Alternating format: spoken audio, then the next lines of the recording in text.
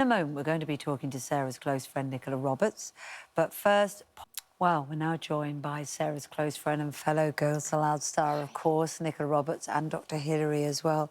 Nicola, it must be very conflicting. I know that you're still in pain, still grieving, as so many who loved her are. But also, this could be something so positive that you know she wanted. Yeah, absolutely. It is unbelievably conflicting, and it's just even watching that then you have to somewhat emotionally switch off to be able to get through the chat.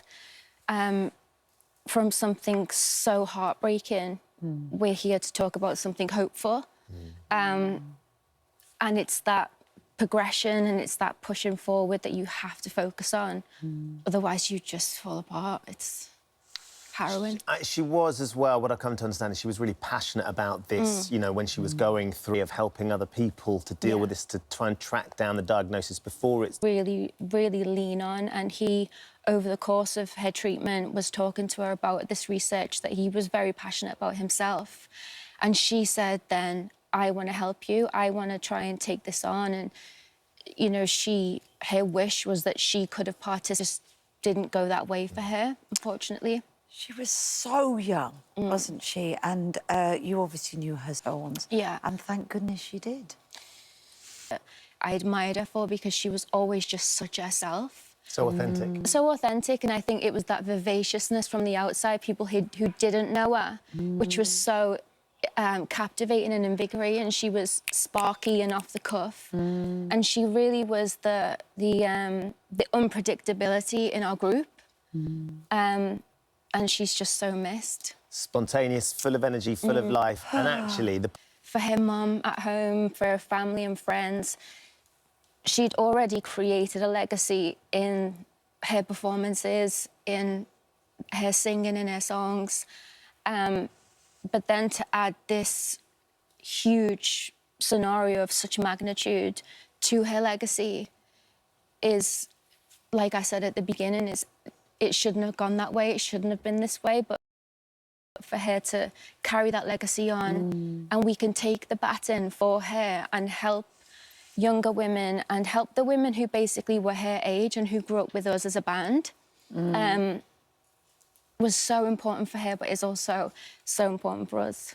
Hilary, it really is vital, isn't it? Because we do tend to think of breast cancer. We know it's a terrifying, aren't part of that automatic screening. Absolutely. This could be vital. 20% of all history of breast cancer.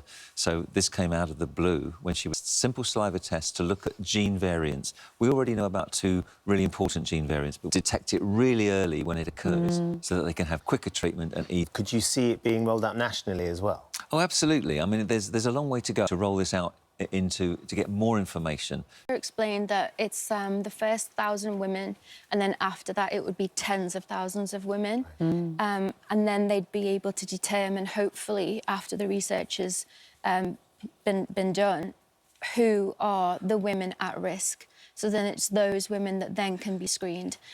Dr. Sasha actually showed me a difference in mammogram images yesterday. 2 women without breast cancer, 2 typically different women, and the density difference in those 2 women's breasts was startling. Just how we're all genetically different was so shocking to me. I had no idea. So it's incredible what they're doing.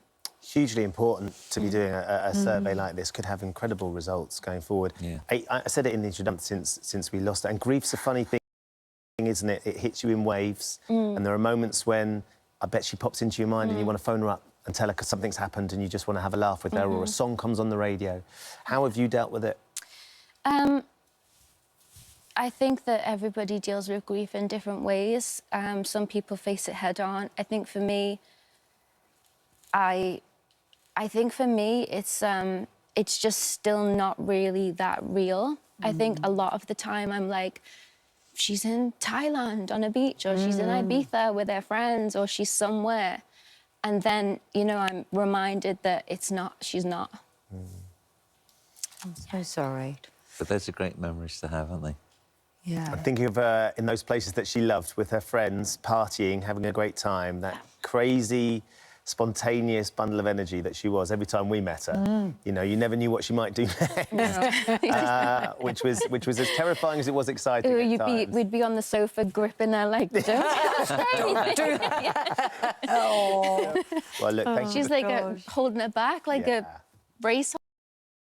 Come on. Exactly that. Well, that's what we're trying to do now, is maintain that momentum, energy, that yeah. energy with this survey and study, because it could make a huge, huge difference. Thank you for coming in. Thank you. And Thank sharing you. some memories with us. And Hilary, you. great to have your thoughts as well. We're going to have a look at the weather.